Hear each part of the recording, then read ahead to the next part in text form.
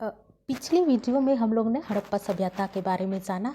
इसके पतन के बाद एक नई सभ्यता का पता चला और इसकी जानकारी हमें वेदों से मिलती है, इसलिए इस सभ्यता को वैदिक सभ्यता कहा जाता है एवं उस काल को वैदिक काल कहते हैं। वैदिक काल में लोगों की जीवन शैली के बारे में इस वीडियो के माध्यम से जानेंगे। जी हाँ, आज के वीडियो में हम लोग ऋग्वैदिक कालीन जीवन के बारे में चर्चा करने वाले हैं। तो इससे पहले हम लोग ये जान लेते हैं आखिर ये वेद क्या है। वेद शब्द का अर्थ है ज्ञान। वेद चार है: ऋग्वेद, सामवेद, यजुर्वेद तथा अथर्ववेद। वेदों से हमें तत्कालीन समाज एवं लोगों के बारे में प्रारंभिक जानकारी मिलती है। वेदों की रचना के आधार पर वैदिक काल को दो भागों में रखा गया है: ऋग्वैदिक काल, जिसे हम पूर्व वैदिक काल भी कहते हैं, एवं उत्तर वैदिक काल। इस मतलब आज का में वीडियो में हम लोग सिर्फ ऋग्वैदिक कालीन लोगों की विभिन्न जीवन शैलियों के बारे में बात करेंगे। ऋग्वेद जो है, तो चलिए शुरुआत करते हैं आज के टॉपिक की और ऋग्वेद की तरफ बढ़ते हैं। ऋग्वेद आखिर है क्या? ऋग्वेद जो है सबसे पुराना वेद है, जिसकी रचना जो है 1500 ईसा पूर्व में हुई। ऋग्वेद में 10 मंडल है और इसमें विभिन्न देवताओं से संबंधित 1028 प्रार्थनाएं हैं, जिन्हें सूक्त कहा जाता है। सूक्त का अर्थ है अच्छी तरह बोला गया है। यह एक सूक्त में कई ऋचाएं, जिसे ऋचाएं को मंत्र भी कहा जाता है, होती है। ऋग्वेद की रचना ऋषियों के द्वारा की गई थी। आचार्यों के द्वारा ऋग्वेद की ऋचाओं को कंठस्थ करवाया जाता था।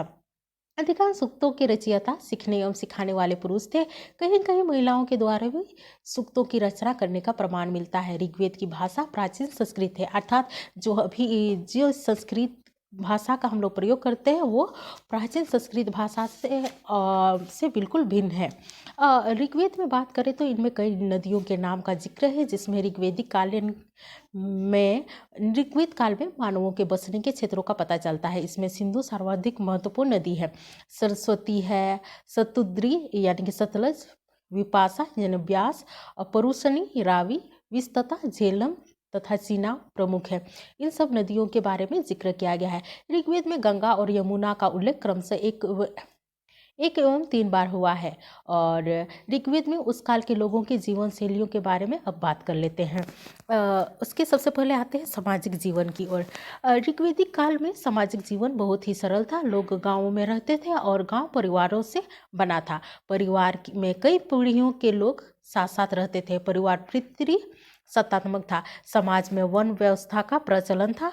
आज भी हम लोग देख सकते हैं कि समाज में विभिन्न जाति के लोग रहते हैं। उस टाइम में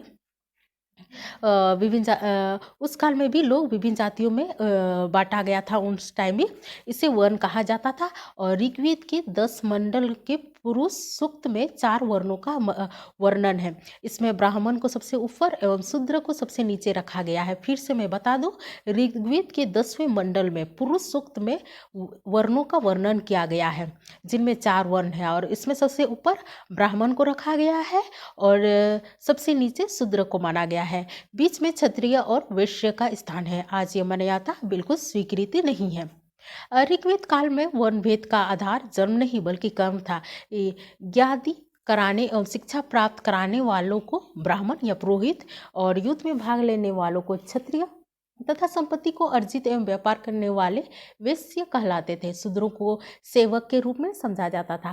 कालांतर में वर्ण विभाजन का आधार जन्म हो गया, जो आगे का वीडियो में बात करेंगे। समाज में महिलाओं को महत्वपूर्ण स्थान प्राप्त था। उन्हें शिक्षा प्राप्त करने के लिए और अपने पसंद का जीवन साथी चुनने आदि का अधिकार था। वे भी मंत्रों का पाठ एवं यज्ञ करवा सकती थी। घोषा, लोपा, मुद्रा आदि स्त्रियों ने ऋग्वेद के कुछ मंत्रों की रचना भी की थी। उस समय बाल विवाह, सती प्रथा तथा प्रथा आदि का प्रचलन बिल्कुल नहीं था और शिक्षा गुरुकुल पद्धति पर आधारित थी, जहाँ पर सामान्यतः मौखिक शिक्षा दी जाती थी।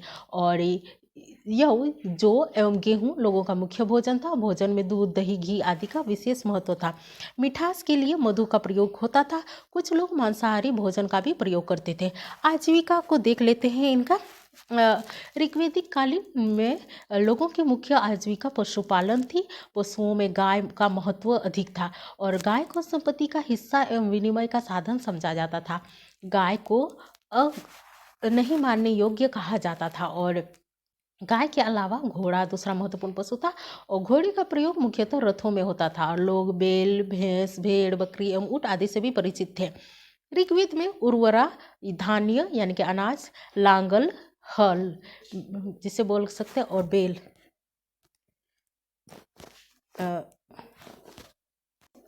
वपंती बोना शब्द मिलते हैं। अतः कहा जा सकता है कि उस काल के लोग खेती भी करते थे। उस काल में कुछ पेशेवर भी रहते थे। रथकार जो थे, ऋग्वेद में उर्वरा, धान्य, लांगल, बेल तथा वपंती शब्द मिलते हैं। अतः कहा जा सकता है कि उस काल के लोग खेती भी करते थे। उस काल में कुछ पेशेवर भी रहते थे। रथ का रथ बनाता था। कपड़ों की बुनाई के लिए बुनकर थे। कुछ लोग सोना, तांबा और कांसा से उन अनेक प्रकार की वस्तुओं का निर्माण करते थे। ऋग्वेद में पनी शब्द, पनी का भी प्रयोग मिलता है। इससे पता चलता है कि ये उन लोगों के लिए प्रयोग होता था जो पशुओं की चोरी किया करते थे। अब इनकी शासन व्यवस्था को देख लेते हैं। ऋग्वेद काल की शासन व्यवस्था कई स्तरों में बटी हुई थी और प्रत्येक स्तर पर एक प्रधान होता था। सबसे छोटी स्तर वो कुल था, जिसका प्रधान कुलपति या गृहपति होता था। इसके अलावा जो होता है कई कुल मिलाकर ग्राम, ग्राम मिलकर 20, 20 मिलकर जन का निर्माण करते थे। ग्राम का प्रधान ग्रामीणी कहा जाता था। 20 का प्रधान विस्पति एवं जन का प्रधान राजन होता था। राजन का चुनाव समिति करती थी। जन के प्रत्येक परिवार के सदस्य समिति के सदस्य होते थे। इसके अलावा सभा एवं विदत, विदत ये विदत इनका भी नाम की दो अन्य संस्थाएं थी जो सैनिक एवं धार्मिक कार्यों के संबंध में विचार विमर्श करती थी। सभा में जनों के प्रबुद्ध लोगों को रखा जाता था और विदत आर्यों की सर्वाधिक प्राचीन संस्था थी। इसे जनसभा भी कहा जाता था और महिलाएं सभा एवं विदत दोनों में भाग ले सकती थी। राजा पुरोहित की सहायता से न्याय करता था। राजा का प्रमुख काम जन को सुरक्षा प्रदान करना तथा जन की संपत्तियों में वृद्धि करने के लिए यज्ञ का आयोजन करना था।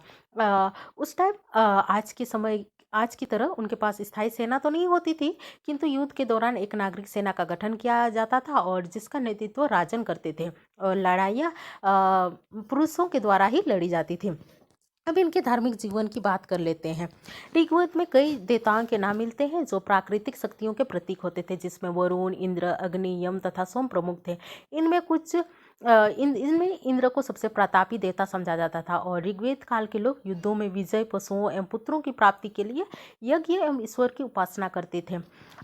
जिस टाइम ये वेदों की जो रचना हो रही थी उस समय देश के दूसरे भागों में हलचल भी हो रही थी।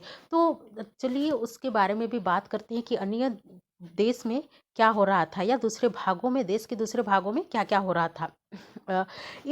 सबसे पहले बात कर लेते हैं इमामगाम समकालीन कांस्य युगीन व्यवस्था के बारे में। इमामगाम वर्तमान महाराष्ट्र में है और ये भीमा की सहायक नदी घोड़ा नदी के किनारे है। इस जगह पर 3600 से 2700 साल पहले लोग रहा करते थे। उत्खनन के पश्चात कई ऐसी चीज़ें मिली हैं जिससे वहाँ के लोगों के बारे में जानकारी प्राप्त की जा सकती है। इमाम गांव में खुदाई के क्रम में मिट्टी के कई घर मिले हैं जिसमें से अधिकांश आयताकार एवं 1 या 2 कमरे के हैं।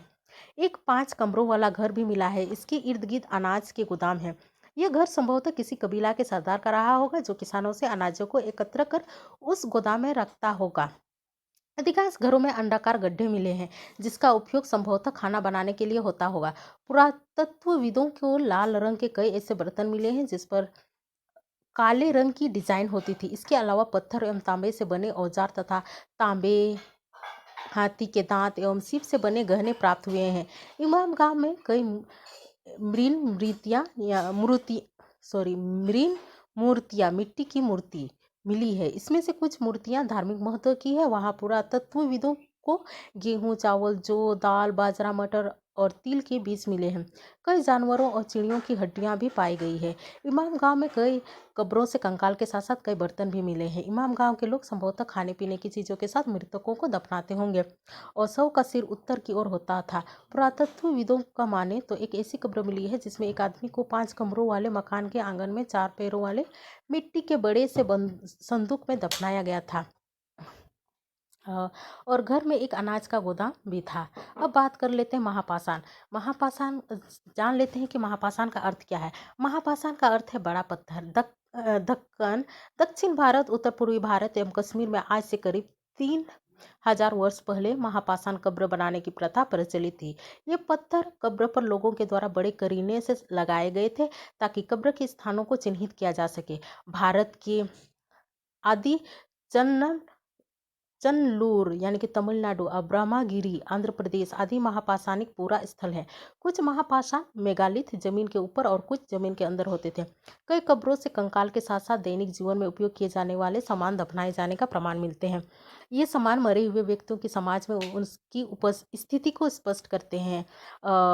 उदाहरण के लिए देखिए तो ब्रह्मगिरी जो आंध्र प्रदेश में एक कब्र से 33 सोने के मन के संग मिले हैं तथा दूसरे कंकाल के पास कुछ मिट्टी के बर्तन।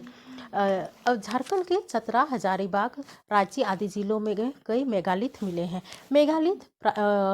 मेगालिथ जो है प्राचीन काल में किसी मुख्य व्यक्ति की मृत्यु के पश्चात कब्र पर पत्थर गाड़ दिया जाता था और ये मृत्यु की स्मृति चिन्ह है और इन पत्थरों को मेगालिथ कहा जाता है। और अब झारखंड में भी इससे रिलेटेड मेगालिथ मिले हैं, लेकिन खुदाई के अभाव में इन मेगालिथों के बारे में पूरी जानकारी नहीं मिली है। फिर भी कहा जा सकता है कि झारखंड में महापाषाणिक संस्कृति रही होगी। मेगालिथ भारत के कई हिस्सों में भी मिले हैं। इसमें बुर्जहोम, कश्मीर, शिलोंग, मेघालय, मणिपुर, नागपुर, दुर्ग, मध्य प्रदेश आदि स्थान शामिल हैं। दक्षिण अफ्रीका, ब्राजील, इंडोनेशिया, लाओस और कोरिया आदि देशों में भी मेगालिथ मिले हैं। झारखंड के रामगढ़, लोहरदगा, हजारीबाग, गुमला, चतरा, चाईबासा में बड़ी संख्या में मेगालिथ मिले हैं। अकेले सिल्ली यानी कि रांची के पास चोखाहातू में लगभग 4000 से ज़्यादा मेगालिथ प्राप्त हुए हैं। ये मेगालिथ या महापाषाण झारखंड के आदिवासियों के सांस्कृतिक, धार्मिक और पुरातात्विक अवशेष है। झारखंड के कुछ मेगालिथों के निर्माण में खगोल विज्ञान एवं गणित के प्रयोग की झलक दिखती है। ऐसे मेगालिथ पंकरी, बरवाडी, चानो, फुरुक्का, कटिया, मुर्गे आदि स्थानों में मिले हैं। इन खास किस्म के मेगालिथ का निर्माण संभवतः चांद सूर्य के परागमन के अध्ययन करने के लिए बनाया गया होगा। पंकरी बरवाडी के मेगालिथ समूह में सूर्योदय देखने के लिए देश विदेश के लोग जुटते हैं। झारखंड राज्य को देश के मेगालिथ नक्शे में शामिल करवाने का श्रेय सुभाषिस दास को जाता है। लंबे अरसे तक लोग मेगालिथ की महत्ता से अनभिज्ञ थे। करीब 2 दशक पूर्व सुभाषिस दास ने झारखंड के प्राचीन मेगालिथों की खोज कर उसे दुनिया के सामने पेश किया। सर्वप्रथम उन्होंने हजारीबाग के समीप एक प्राचीन मेगालिथ की खोज की। इसके बाद वे समय समय पर राज्य देश के मेगालिथों को खोजने में लगा दिए। उनके अनुसार झारखंड का विश्व में एक अनोखा स्थान है क्योंकि यहाँ आदिवासियों की मेगालिथ बनाने की परंपरा लगभग 3000 वर्षों से भी आज 3000 वर्षों से आज भी जीवित है। मुंडा, ओरांव और असुर जनजातियों के हर गांव में कब्रगाह है जिसे